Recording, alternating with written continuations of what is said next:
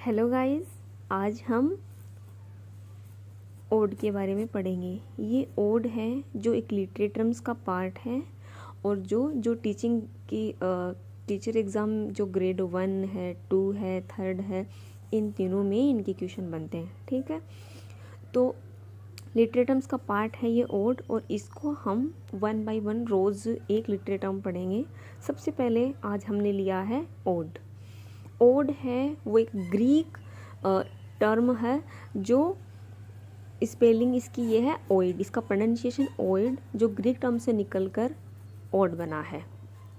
ठीक है, और ओड का मतलब दोस्तों जैसे देखें किसी भी जैसे किसी लीडर की डेथ हो जाती है या जो 15 अगस्त 26 जनवरी होते हैं उनके बारे में, या कोई राष्ट्रीय उत्सव होता है उसके ऊपर किसी भी राइटर के द्वारा अपने विचार प्रस्तुत करना, जो यानी बहुत ही हाई स्टाइल, एक ग्रांड स्टाइल में प्रस्तुत करना, बहुत लंबे लंबे उसमें एडजेक्टिव जोड़ के उसको फिगरेटिव बनाना, तो उसी को ही हम ओड कहते हैं। ठीक है, इसमें जो ओड ख़ास तौर से रोमांटिक पीरियड है अपना 1785 से 1837 तक जो चलता है, इस दौरान जो राइटर हैं उन्होंने ही सबसे ज़्यादा ओड पर कार्य किया है। ठीक है, तो आज हम जितने भी रोमांटिक एज के राइटर्स हैं, इन्होंने जितने भी ओड्स लिखे हैं उनके बारे में हम चर्चा करेंगे। और जब ख़ास तौर से क्वेश्चन बनता है एग्ज़ाम में, तो इनका यही होता है कि आपको नाम दिए होंगे ऑप्शन में और पूछा जाएगा ये किसके द्वारा लिखा हुआ है, यानी किस राइटर का है, या फिर ओड का नाम दिया हुआ होगा तो वो पूछा जाएगा ये ओड है या सेटायर है या एलेजी है या सोनेट है। इस प्रकार से आपको क्वेश्चन पूछे जाएंगे, तो आपके दोनों क्वेश्चन हैं वो दोनों प्रकार से सही हो जाएंगे। हम इस तरीके से पढ़ेंगे। ठीक है, चलो तो हम देखते हैं। सबसे पहले वर्ड्सवर्थ आता है जिन्होंने लिखा है ऑड इंटीमेशंस ऑफ इमोरलिटी, जो 1817 में लिखा था। दूसरा है ऑड टू ड्यूटी।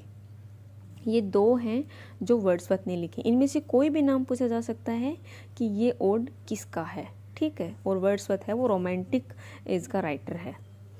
दूसरा आता है अपना एस.टी. कॉलरिज जिसने लिखा है डिजेक्शन एंड ओड। ठीक है, फिर आता है Byron, ode to Napoleon, and P B. Shelley आता है। देखो पी.बी. शेली और कीट्स, इन दोनों के सेम ओड्स हैं जिनमें अपन को फ़र्क करना होता है, और एग्ज़ाम में ख़ास तौर से ये पता नहीं होता है ये शेली का है या कीट्स का है।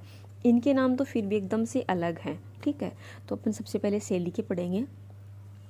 देखो शेली का ऐसे ट्रिक से याद रखना कि शेली ने जो ओड लिखे हैं वो एकदम से नेचुरली वे में है। जैसे स्काई लार्क पक्षी होता है उस पर लिखा है, ये मून है, नाइट है, वेस्ट विंड है, यानी इसको इस तरीके से याद रखना है कि जैसे नेचुरल वे में शेली ने अपने ओड्स के नाम रखे हैं, तो अपन को कंफ्यूज नहीं होना है। तो शेली का है ode to west wind. West wind में इन्होंने जैसे जो पश्चिमी हवा है इसको एक व्यक्ति के जीवन से जोड़ के बहुत शानदार ओड लिखा है जो ग्रेड 1 में चलता है।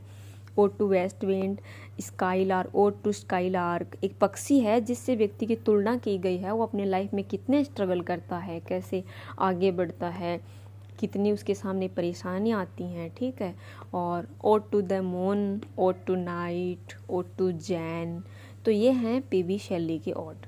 अब अपन पढ़ेंगे जॉन कीट्स। ये सारे राइटर रोमांटिक पीरियड के हैं। जॉन कीट्स का है ओड टू ओटम, ये ओटम जो पतझड़ ऋतु है इस पे लिखा है। नाइटिंगल, ये जो चिड़िया है, इन्होंने लिखा है ओड टू नाइट, इन्होंने लिखा है नाइटिंगल।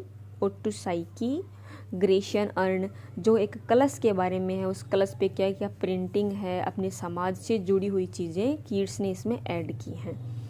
और ओड टू मेलैंकली, तो इसमें नेचुरल वे में से देखा जाए तो ओटम ही है, उसको याद रखना है। Ode to autumn, nightingale, psyche, Grecian urn and melancholy. ठीक है, फिर अपना आता है थॉमस ग्रे जिसका आता है the progress of poesy and the bard. और फिर ड्राइडन, अलेक्जेंडर फीस्ट और the power of the music. इन सब रोमांटिक एज के राइटर्स ने ओड पर कार्य किया। और ओड का मतलब है कि किसी भी लीडर की डेथ हो जाती है या कोई 15 अगस्त, अपने जो राष्ट्रीय उत्सव 26 जनवरी, इन पे किसी भी राइटर का कुछ भी लंबे स्ट्रक्चर में लिखना अपने विचारों को। और ये जो अपने रोमांटिक एज वाले राइटर हैं, इन्होंने नेचर को यानी प्रकृति को एक मनुष्य से कंपेयर करके उसकी स्ट्रगल को, उसके व्यक्तित्व को, उसकी परिस्थितियों को, उसने उसकी हर कंडीशन को इसमें व्यक्ति से जोड़ के लिखा है। ठीक है, तो ये ओड अपन को याद रखने, इनके नाम कोई भी एग्जाम जैसे first grade, second grade and grade third में पूछा जाता है, तीनों में ये टॉपिक चलता है, जिसमें राइटर का नाम दे देते हैं और इनमें से पूछ लेते हैं ये किसका है, या ये देख के राइटर का नाम पूछ लेते हैं, या ऐसे दे देते हैं कि डिजेक्शन नहीं सॉरी ये तो पता चल जाता है ये ओड का है, जैसे टू द मून, इससे पता नहीं चलता कि ये ओड है या सेटायर है।